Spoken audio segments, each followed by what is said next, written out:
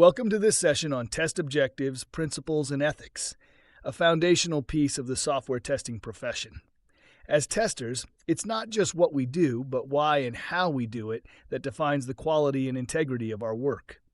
Let's break down these three core areas. First, test objectives. Why do we test software in the first place?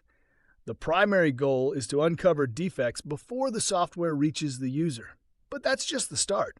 Testing also helps validate that the software meets its requirements. It verifies functionality, ensures reliability, and confirms performance under various conditions. Another key objective is risk mitigation. Testing helps identify potential failures early so we can reduce the impact on users and the business. We also use testing to ensure compliance, making sure the software meets regulatory standards, industry guidelines, or internal policies.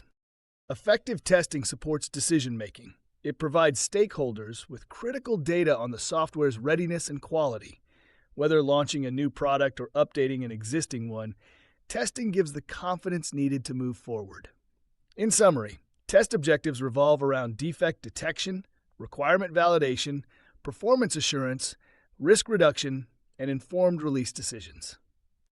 Now let's talk about the principles of testing, the timeless truths that guide our strategy and approach. There are 7 key principles recognized widely in the industry. 1. Testing shows the presence of defects, not their absence. Just because a test passes doesn't mean the software is perfect. 2. Exhaustive testing is impossible. We can't test every possible input, condition, or path, so we test smart. 3. Early testing saves time and money. The earlier you catch a defect, the cheaper it is to fix. 4. Defects cluster together. A few modules often contain most of the bugs. Prioritize accordingly. 5. Beware of the pesticide paradox. Running the same tests repeatedly won't find new bugs. Update your test cases regularly. 6. Testing is context dependent. What works for a banking app may not work for a mobile game. Tailor your approach. 7. Absence of errors is a fallacy.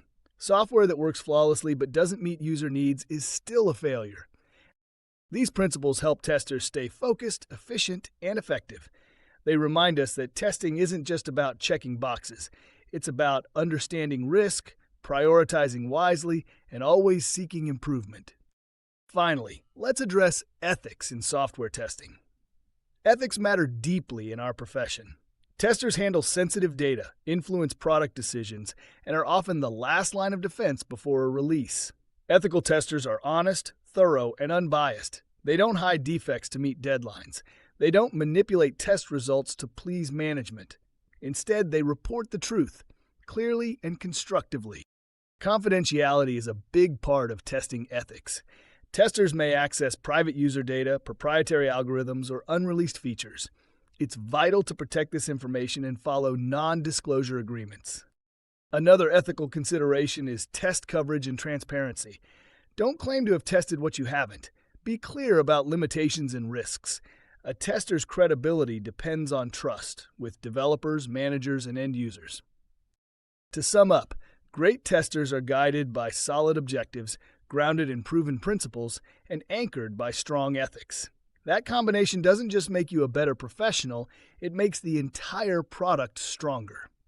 Next, we'll dig into test planning, how to define scope, manage risks, and set up for success. Keep going. You're building a powerful foundation.